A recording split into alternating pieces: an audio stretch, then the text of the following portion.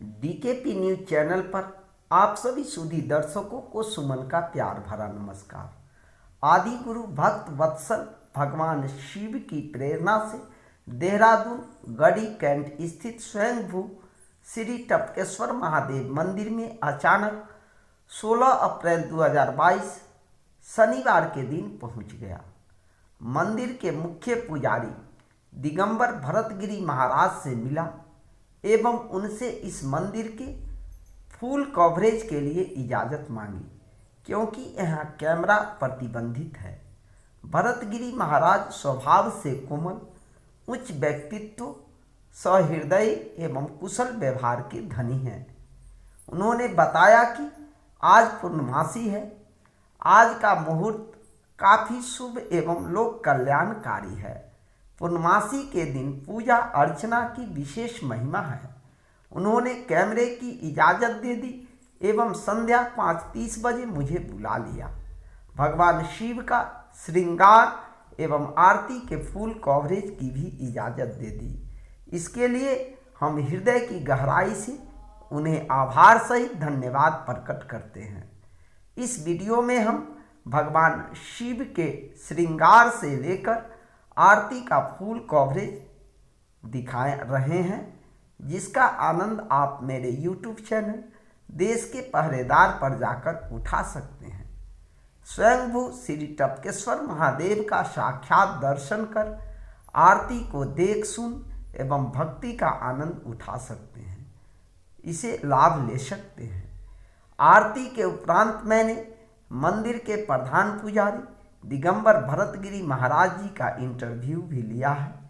उनके मुखारविंद से भी स्वयंभू शिव मंदिर टपकेश्वर के बारे में विशेष जानकारी एवं अमूल्य ज्ञानवर्धक सुझाव से लाभान्वित हों, यही हमारा उद्देश्य है। इसलिए वीडियो को शुरू से अंत तक देखें एवं स्वयंभू भगवान टपकेश्वर की कृपा अपने अपने ऊपर भक्तजन बनाए रखें। अब हम टपकेश्वर शिवलिंग के बारे में विस्तार से बता रहे हैं। शिव के श्रृंगार से लेकर संपूर्ण आरती का पूर्णमासी 16 अप्रैल 22 का पूरा कवरेज हूबहू हम आपको दिखा रहे हैं। प्राकृतिक वनस्पति से शिव को कैसे सजाया जाता है, उसका आंखों देखी रिपोर्ट देखें। स्वयंभू शिव का साक्षात दर्शन भी करें। ओम श्री टपकेश्वराय नमः। द्रोणेश्वरम देवधरा महेशम, अशेश्वरम देवधरा महेशम, दूधेश्वरम देवधरा महेशम, श्री टपकेश्वरम देव तददम नमामि। स्वयंभू श्री टपकेश्वर महादेव मंदिर उत्तराखंड के देहरादून स्थित गढ़ी कैंट क्षेत्र में तमसा नदी के किनारे स्थित है। यहाँ एक गुफा में स्थित शिवलिंग पर एक चट्टान से पानी की बूंदें टपकती रहती है। इसी कारण इसका नाम टपकेश्वर पड़ा है।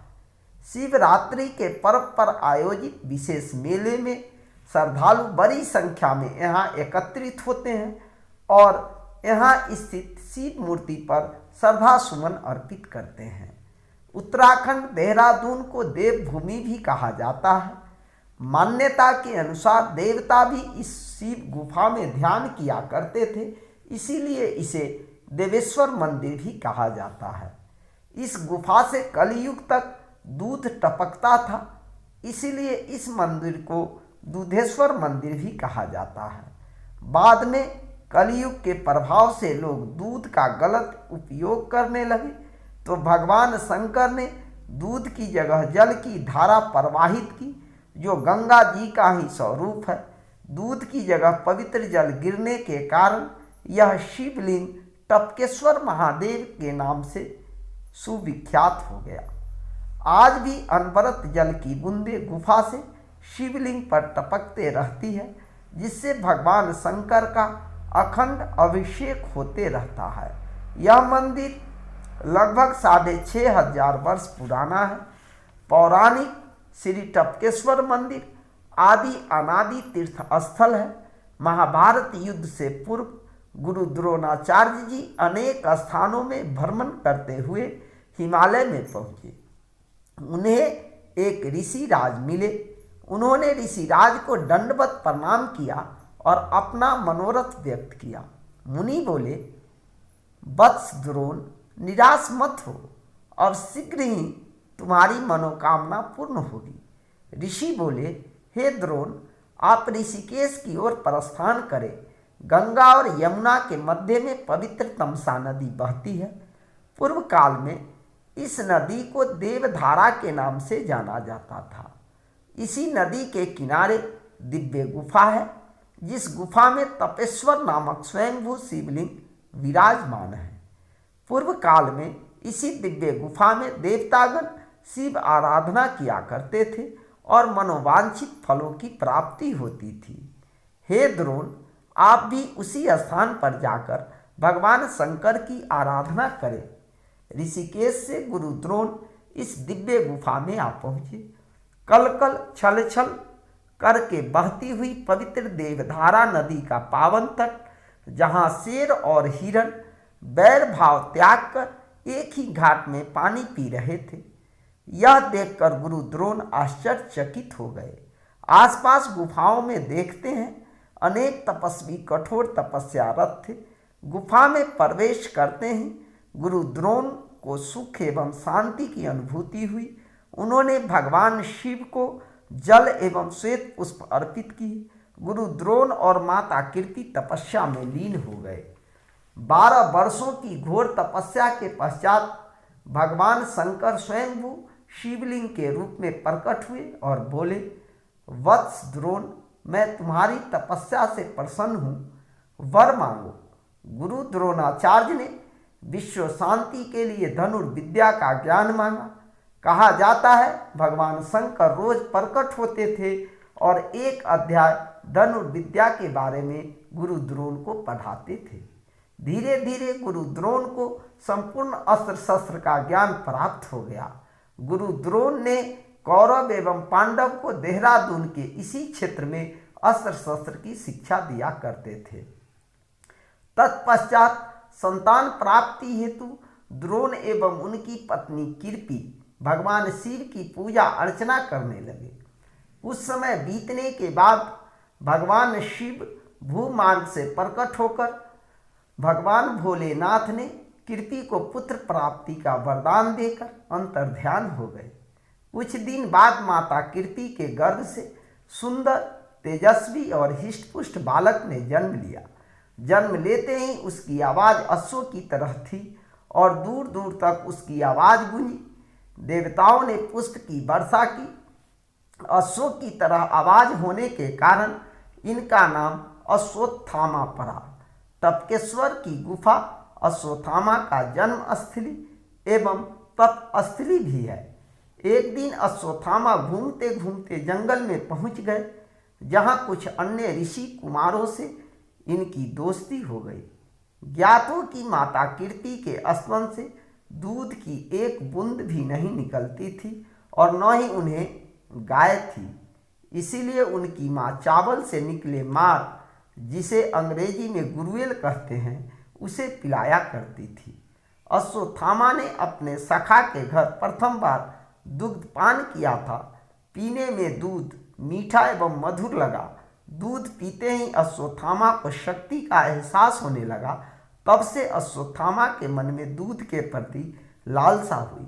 अश्वत्थामा ने चावल का मार पीने से इनकार कर दिया एवं माँ से दूध की मांग की। माता कीर्ति ने गुरु द्रोण से कहा, अब मेरा बेटा बड़ा हो गया है, दूध और पानी का फर्क जानने लगा है। आप कृपा कर अश्वत्थामा के लिए दूध की व्यवस्था करें। गुरु द्रोण को अपने सखा द्रुपद की दी हुई वचन ख्याल आया। उन्होंने कीर्ति से कहा, हे प्रिय, जब हम तपस्या के लिए प्रथम बार हिमालय की ओर प्रस्थान किए थे, आधे रास्ते में हमारे मित्र सखा द्रुपद ने हमें वचन दिया था कि तपस्या के दौरान कोई भी ज़रूरत महसूस हो, आप मुझे याद करना। आपकी ज़रूरत पूर्ण होगी, चाहे कितनी भी परेशानी झेली। लेकिन आज तक हमने उससे कुछ मांगा नहीं। कंदमूल खाकर जीवन काटा। मुझे पता चला है मित्र सखा द्रुपद अब राजा बन चुके हैं। मैं इसी बहाने हस्तिनापुर, जो वर्तमान मेरठ है, की ओर प्रस्थान करता हूँ। उन्हें राज्याभिषेक की बधाई भी दे दूंगा और उनसे गाय भी मांग लूँगा। मित्र द्रुपद को बधाई देने के उपरांत द्रोण ने गाय की मांग की। द्रुपद अभिमान में चूर थे। उन्होंने कहा, मित्र द्रोण, तुम ठहरे भिक्षुक ब्राह्मण और हम राजा, लेन देन तो बराबरी वालों में होती है। गाय भी नहीं दिया और न ही उचित सम्मान सत्कार किया। निराश होकर द्रोण गुफा में चले आए। गुफा में आते ही आकाशवाणी हुई, हे द्रोण, निराश न हो। अश्वत्थामा भगवान शंकर का दिया हुआ प्रसाद है। उसकी रक्षा स्वयं शंकर भगवान करेंगे। अश्वत्थामा से भगवान शंकर की आराधना करने को कहो। अश्वत्थामा के मन में भक्ति की लौ जल गई और वह एक पांव पर खड़े होकर कठोर तपस्या 6 माह तक की। पूर्णमासी को तपस्या पूर्ण हुई। भगवान शिव ने भूमार्ग से प्रकट होकर उन्हें साक्षात दर्शन दिए, अमरता का वरदान दिए। देखते ही देखते गुफा में गौ के थन का आकार लिया। वहीं से दूध की धारा टपकने लगी। वही दूध अश्वत्थामा पीकर अपनी भूख प्यास मिटाए। कलयुग तक शिवलिंग पर दूध की धारा चलती रही। तब ये शिवलिंग दूधेश्वर के नाम से सुविख्यात था। कलयुग के प्रभाव से लोग दूध का गलत इस्तेमाल करने लगे। माँ पार्वती ने भगवान शंकर को महासमाधि से जगाया और भगवान शंकर ने भक्तों के कल्याण के लिए दूध की जगह जल की धारा प्रवाहित की। यह जल गंगा जल के समान ही पवित्र है। दूध की जगह पवित्र जल गिरने के कारण यह शिवलिंग टपकेश्वर महादेव के नाम से सुविख्यात हो गया। आज भारत से ही नहीं बल्कि संपूर्ण विश्व से श्रद्धालु इस स्वयंभू शिवलिंग के दर्शन के लिए आते हैं और अपनी मनोकामना पूर्ण करते हैं। यह स्थान गुरु द्रोणाचार्य की तपस्थली के रूप में सुविख्यात है। टॉन्स नदी के तट पर स्थित इस प्राकृतिक स्वयंभू स्थान की छटा परम शांति प्रदान करती है।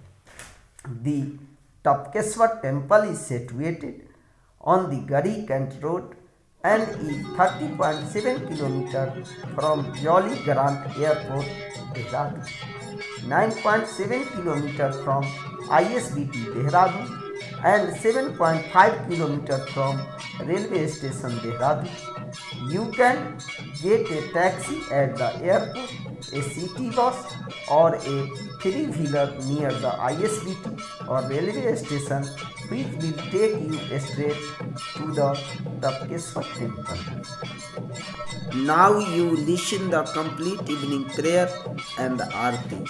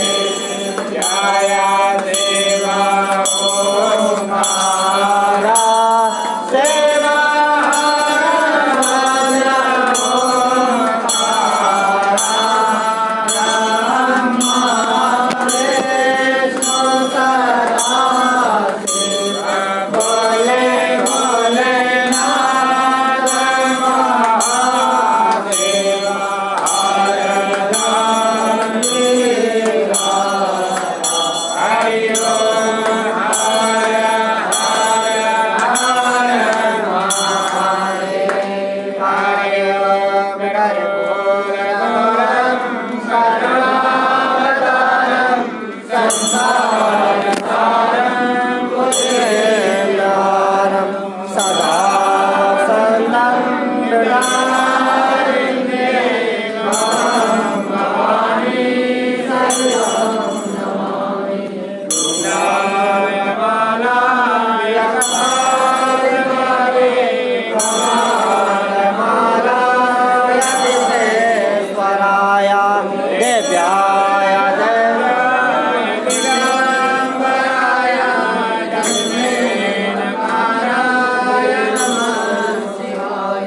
त्वमेव माता च पिता त्वमेव बन्धुः च सखा त्वमेव विद्या धन्यं त्वमेव सर्वं मम देवदेव। ॐ महादेव शिव शङ्कर शम्भो उमाक्रान्त हरति पुरारे मृत्युञ्जय विषभाजन शोभित गङ्गा करमित मदनारे हर शिव शङ्कर घोरे वन्दे गङ्गाधर शिव रुद्रं पशुपति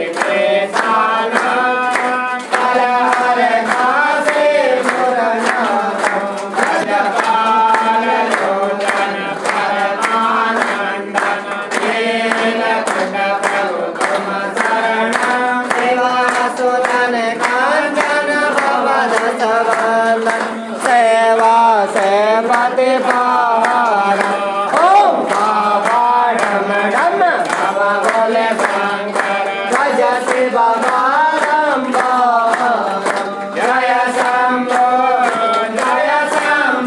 शिव गौरे शंकर जय शंभो हर शंभो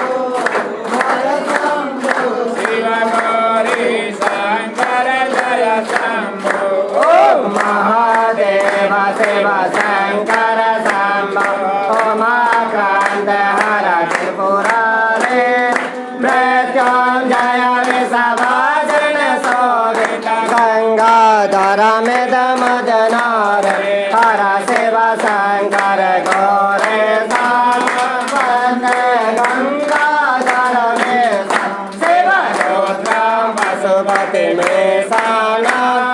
कलहर गासे पूर्णतम भजपालयोतम परमानंद नीलकुट प्रभु तुम शरणं सेवा सुदर कांचन भवदंस वंदन सेवा से प्रतिभारा ओम बाबा नम नम प्रभु भोले शंकर भज शिव बारंबार जय शंभो हर शंभो शिव गौरे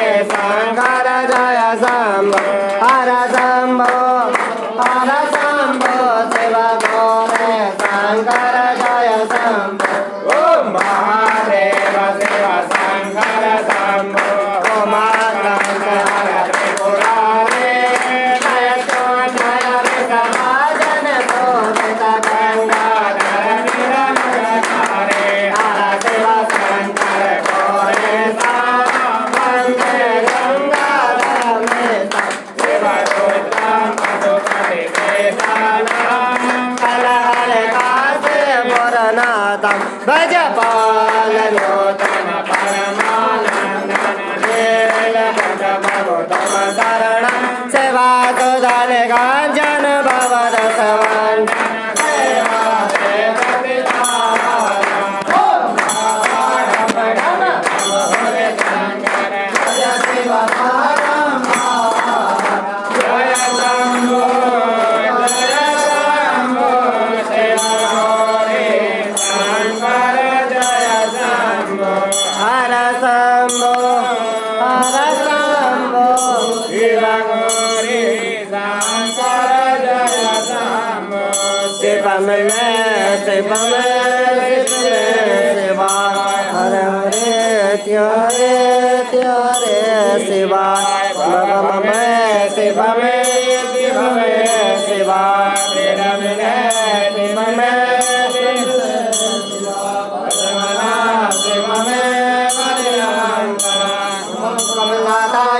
नमस्ते जगदायिने नमस्ते केशवानन्दं वासुदेवाय नमस्ते वासं वासुदेवस्य वासुनं सर्वभूतनिवासस्मै वासुदेवाय नमस्ते नमो ब्रह्मणदेवाय गो ब्रह्मणेताय च जगन्नाथ कृष्णाय गोविन्दाय नमो नमः आकाशं सर्वदेव नमस्कारं केशवं केशनाशाय दुःखनाशाय माधवाय पापनाशाय गोविन्द मोक्षदाय त्वमेव शरणमो तस्मात् रक्ष परमेश्वराय तत्पुरुषाय विद्महे महादेवाय धीमहि तन्नो रुद्रः प्रचोदयात् देवसेनां जनार्दनं गजाननं सिद्धानां कपिलो मुनीनां सुगन्धपुष्पाणि यदा कालो भवानि च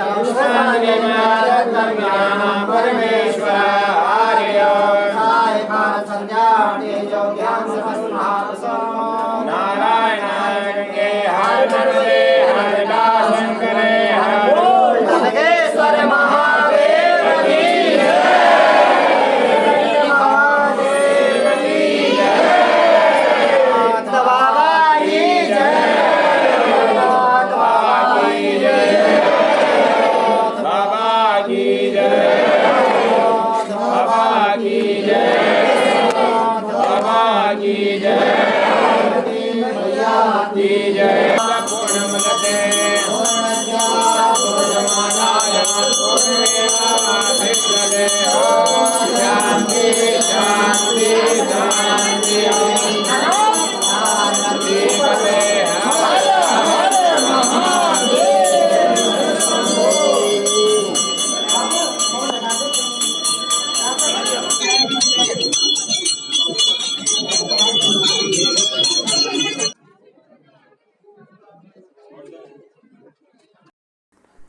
पूरा गुफा शिवमय हो गया है।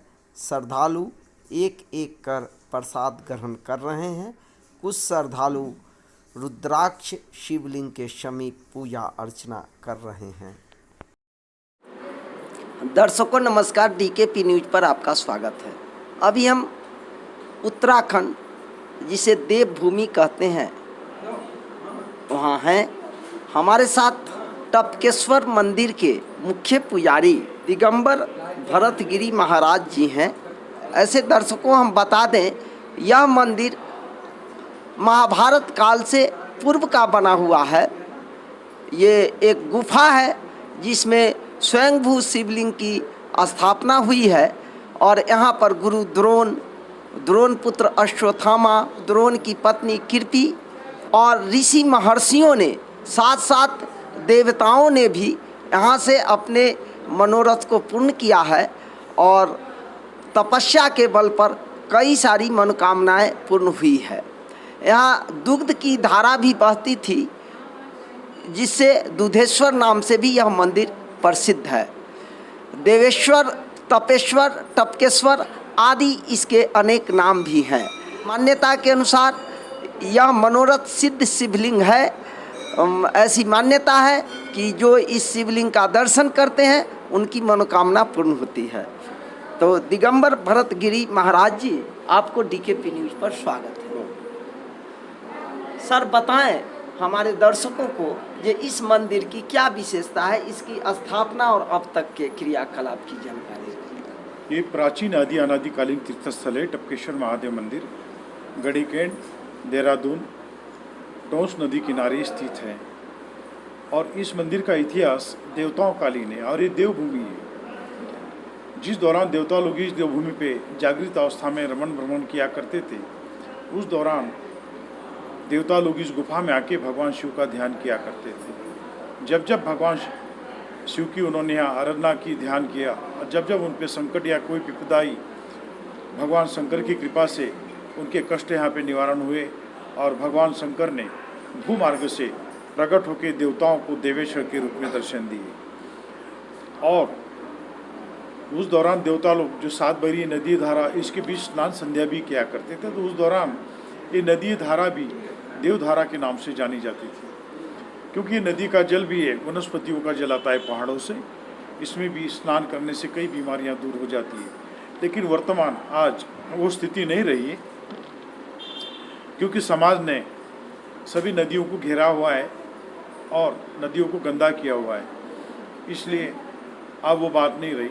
लेकिन आप लोग आके टपकेश्वर आके आप दर्शन कर सकते हैं, क्योंकि देवताओं के बाद इस गुफा में ऋषि लोग आए और ऋषियों ने भी यहाँ आके भगवान शिव की तपस्या की और उनकी तपस्या से प्रसन्न होकर भगवान सदाशिव ने उन्हें भी तपेश्वर के रूप में दर्शन दिए, देवताओं को देवेश्वर के रूप में दर्शन दिए।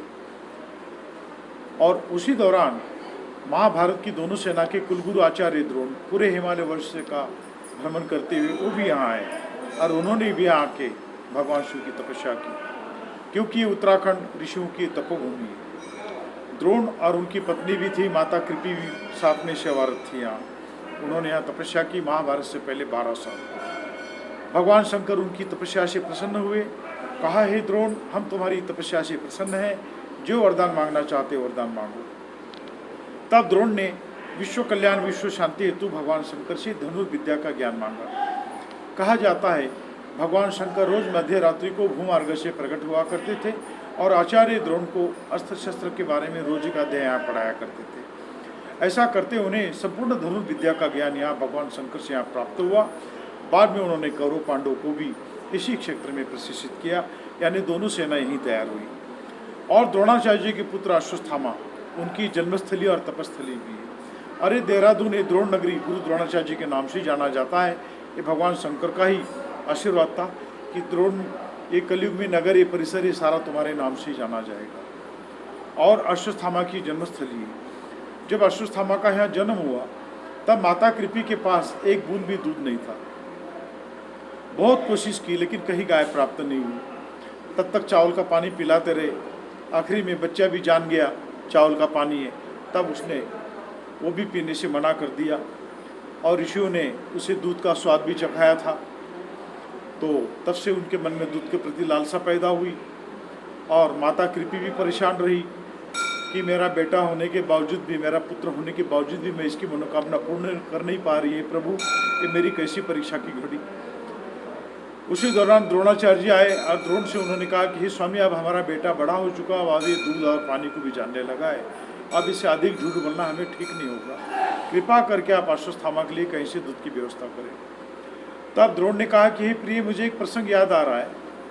जिस दौरान हम हिमालय की ओर प्रथम बार तपस्या के लिए प्रस्थान किए थे, उस दौरान आधे रास्ते विदा करते हुए हमारे मित्र सखा द्रुपद ने हमें वचन दिया था कि तपस्या के दौरान आपको कोई जरूरत महसूस हो तो आप मुझे याद करना, आपकी जरूरत पूर्ण हो जाएगी। बोले प्रिय, हमने तो उससे तो कुछ मांगा नहीं, हमने जैसे तैसे समय व्यापन कर लिया, लेकिन आज हकीकत में अश्वत्थामा के लिए मुझे भी एक गाय की जरूरत महसूस हो रही है। तो बोले अब हमारा मित्र सखा राजा बन चुका है, सुनने में आया है, बड़ी खुशी की बात है। अब मैं यहाँ से हस्तिनापुर की ओर प्रस्थान करता हूँ और वहाँ जाके राजन को राजाभिषेक के उपलक्ष्य में बधाई भी देता हूँ द्रौपद को, अरे गाय भी ले आता हूँ और मिल भी लेता हूँ।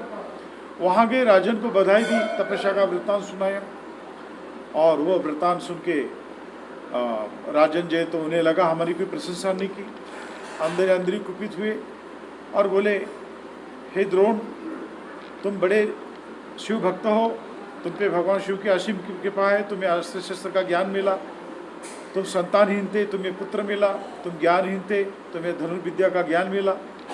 जब भगवान शंकर इतने दयालु और कृपालु हुए तो मेरे पास काहे के लिए आए हो? अरे उन्हीं गुफा में चले जाओ, वहीं तपस्या कर लो, वहीं भगवान शंकर तुम्हारी सारी मनोकामनाएं पूर्ण करेंगे। अरे तुम कहाँ भिक्षुक ब्राह्मण बोले और हम कहाँ राजा?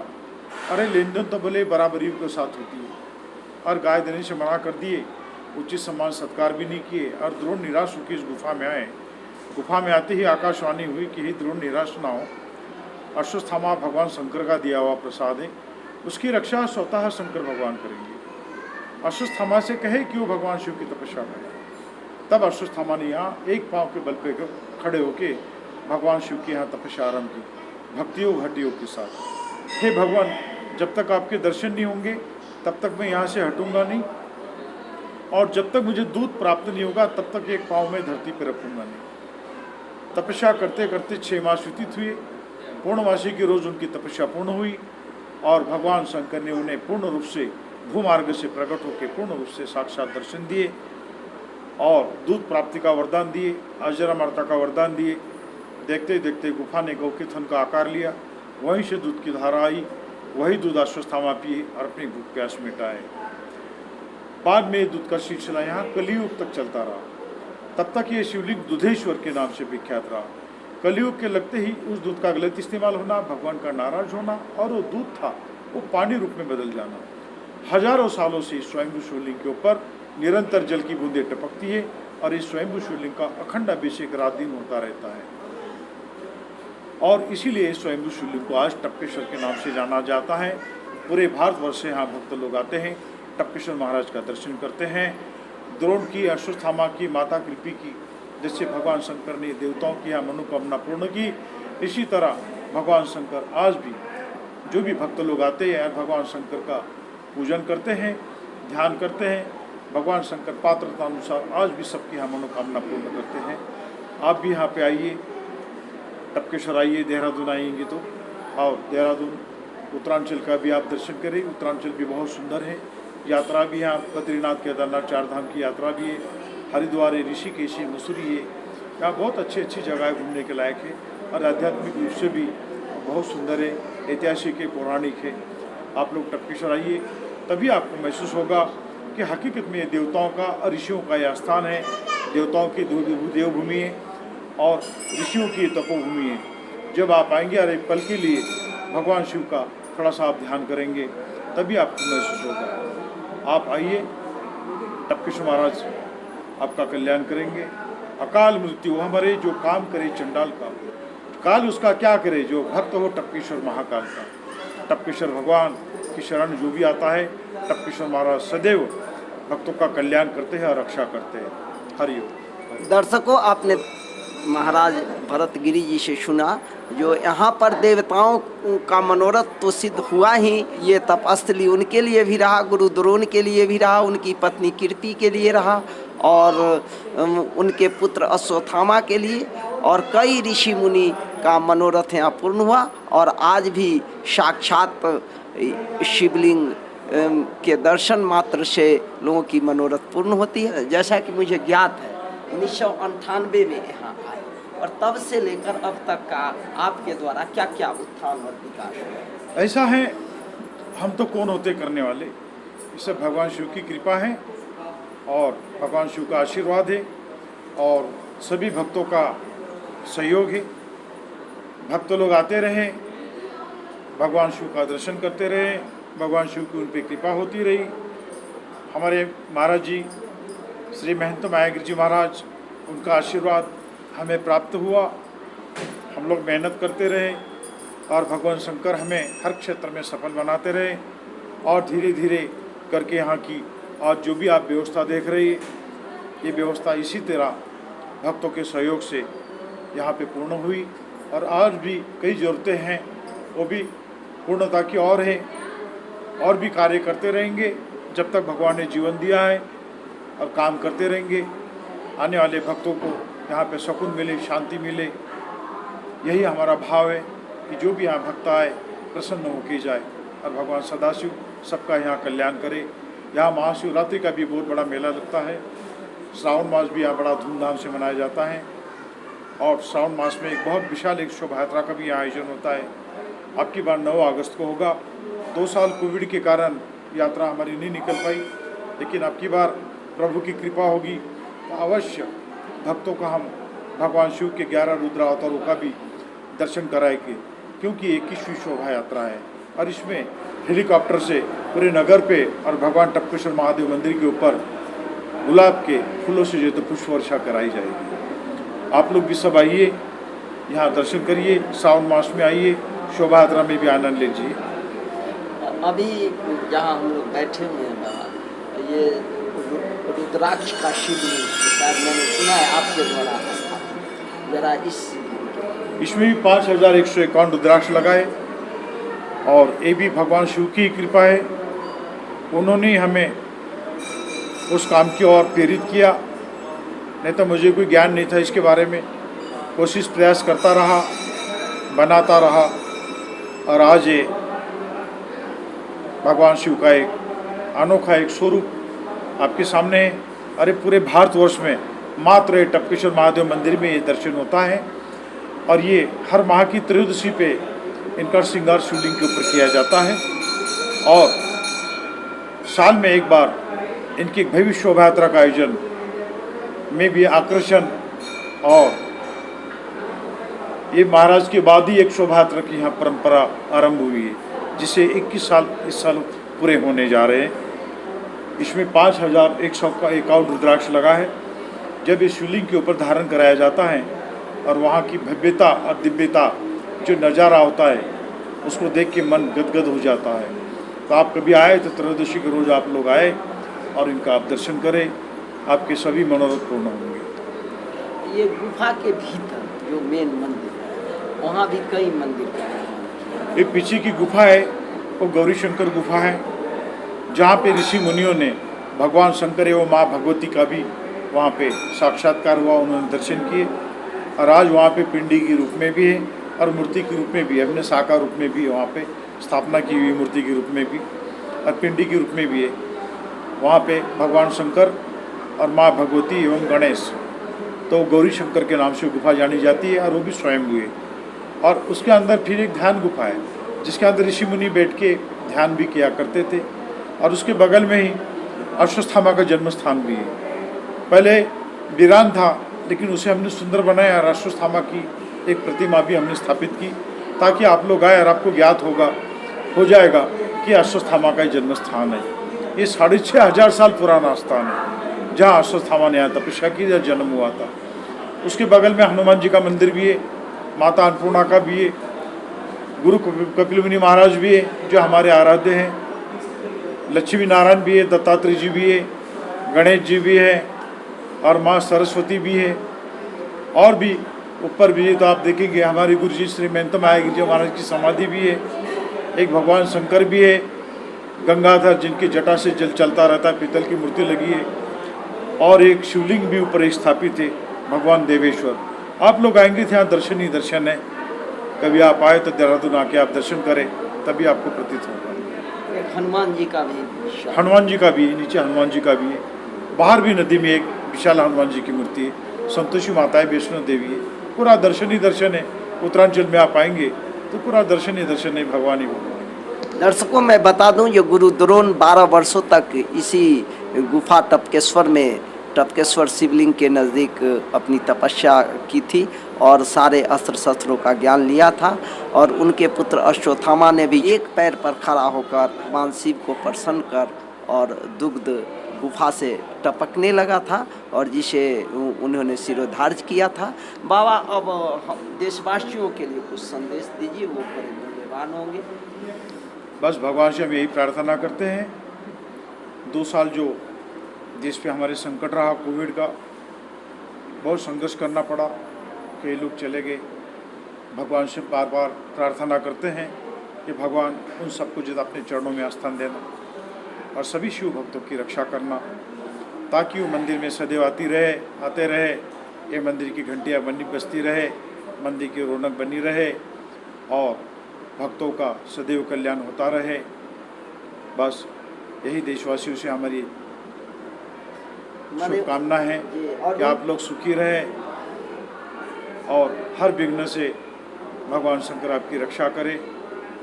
उनके लिए संदेश क्या देना चाहिए? बस संदेश हमारा यही है कि भाइयों, जो हमारी पुरानी परंपराएं हैं उसे आप लोग अपनाएं, क्योंकि आज वर्तमान बाहर से जो भी यात्री आ रहा है और हम लोग जो महिलाओं को जिस स्थिति में देख रहे हैं, जो महिला हमारी यहाँ की देवी मानी जाती है, इज्जतदार मानी जाती है, तो हमारी महिला आजकल जो तो हमारी जो है ना भारतीय वेशभूषा भूल गई है और वेस्टर्न यानी जो पश्चिमी जो संस्कृति ज़्यादा अपनाई हुई है। और कोई कुछ बोलता है तो बवाल बनता है, बोलने में भी शर्म आती है। मंदिर आती है आजकल महिलाएं, शादी हुई तुम्हारी, लेकिन ऐसी वेशभूषा में आ रही है कि आंखें नम हो रही शर्म के मारे। तो हमारा निवेदन यही कि अपने अपने बहुओं और बेटियों को वस्त्र पहनना सिखाइए, उसी में हमारे भारत की इज्जत है और बहू बेटी हमारी इज्जत है। बहुत ही मूल्यवान यह इंटरव्यू दिगंबर भरतगिरी महाराज जी के द्वारा हुआ है। और मैं अपने दर्शकों को बता दूं, दिगंबर भरतगिरी महाराज जी व्यक्तित्व और स्वभाव के बहुत कोमल हैं। जब मैंने इनसे मिला और प्रथम परिचय में ही इन्होंने मुझे अनुमति दे दी कैमरा की। सजावट था शिव भगवान का, आज विशेष सजावट भी था, और जो आरती था उस सारे कार्यक्रम को कवरेज के लिए सहृदयता से हमें ये इजाज़त प्रदान की। इसके लिए हम हृदय की गहराई से धन्यवाद प्रकट करते हैं और देशवासियों को बताना चाहते हैं जो वास्तव में कितने ये महान हृदय के धनी हैं। तो महाराज जी, आपको भी मेरा कोटिशा नमन है। जय जय शिव, जय शिव। देश के पहरेदार के संपादक सुमन कुमार को आशीर्वाद देते हुए टपकेश्वर मंदिर के मुख्य पुजारी दिगंबर भरतगिरी जी महाराज, साथ में सहायक संपादक जूली कुमारी एवं पुत्र स्वराज सुमन को भी उन्होंने दिल खोलकर आशीर्वाद दिया। शिव कृपा सदा हम सब पर बनी रहे, ऐसी शुभकामना उन्होंने व्यक्त की। गुफा के मध्य स्थित टपकेश्वर शिव मंदिर में श्रद्धालुओं ने भगवान शिव की पूजा अर्चना पूरे भक्ति भाव से किया। शिव के शरणागत होकर माथा टेकते हुए मनोवांछित फल की प्राप्ति की कामना की। पूरे देश भर के श्रद्धालु इस मंदिर में पहुंचते हैं और शिव की कृपा उन पर बनी रहे, ऐसी कामना भक्तजन मन में रखते हैं। इस मंदिर की यह विशेषता है कि जो भी भक्तजन सच्चे हृदय से शिवलिंग की पूजा अर्चना करते हैं उन्हें मनोवांछित फल की प्राप्ति होती है।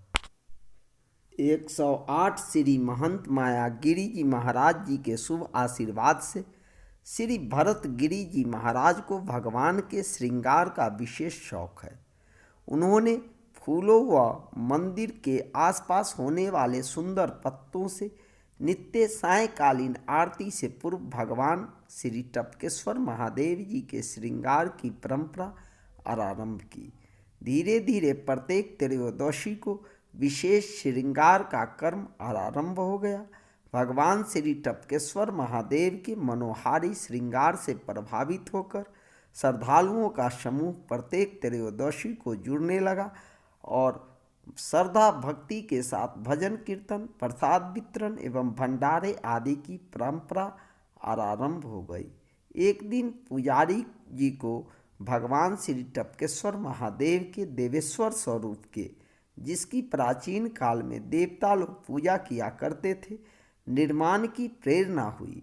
1 वर्ष तक मेहनत, लगन एवं श्रद्धा भाव से 5151 मुखी से 7 मुखी तक के रुद्राक्षों का प्रयोग किया गया और शिवलिंग स्थापित की गई। तब से श्री टपकेश्वर महादेव का दिव्य रुद्राक्ष में को भाव आया कि क्यों न भगवान श्री टपकेश्वर महादेव जी की भव्य शोभा यात्रा निकाली जाए। उन्होंने इस बात की चर्चा दिगंबर कृष्णागिरी से की। दोनों ने महंत जी के सामने शोभा यात्रा का प्रस्ताव रखा। महंत जी सहस्त्र तैयार हो गए और तिथि में तय की गई मात्र 7 दिन का समय था। यह भगवान श्री टपकेश्वर महादेव जी की कृपा, महंत जी का शुभ आशीर्वाद एवं टपकेश्वर महादेव मंदिर सेवा दल के कर्मठ एवं समर्पित कार्यकर्ताओं की मेहनत का ही परिणाम था कि प्रथम वर्ष में ही भगवान श्री टपकेश्वर महादेव जी की शोभा यात्रा शहर का सबसे बड़ा धार्मिक आयोजन था। पूरे शहर को दुल्हन की तरह सजाया गया था। सैकड़ों द्वारों का निर्माण किया गया। संतों, ब्राह्मणों, श्रद्धालुजन समुदाय के साथ सर्वप्रथम भगवान श्री टपकेश्वर महादेव के रुद्राक्षमय स्वरूप टपकेश्वर महाकाल को हर की पौड़ी हरिद्वार ले जाया गया। वहाँ वैदिक मंत्रोच्चार के साथ टपकेश्वर महाकाल का अभिषेक एवं पूजन किया गया और कलशों में जल भरकर द्रोण नगरी लाया गया। उस दिन पूरी द्रोण नगरी शिवमय थी। पूरे वातावरण में जय श्री टपकेश्वर महादेव का जय घोष हो रहा था। दर्जनों आकर्षक झांकियों, भक्ति संगीत, बैंड बाजे अपने सिर पर कलश रखे हुए सैकड़ों माता बहनों की टोली आध्यात्मिक बना रहे थे। एक सुसज्जित वाहन में भगवान श्री टपकेश्वर महाकाल शोभा यात्रा जब टपकेश्वर महादेव पहुंची तो भगवान इंद्रदेव भी प्रसन्न हो गए और वह आसमान से जलाभिषेक करने लगे। ओम श्री टपकेश्वराय नमः। ओम श्री टपकेश्वराय नमः। इति वार्ता।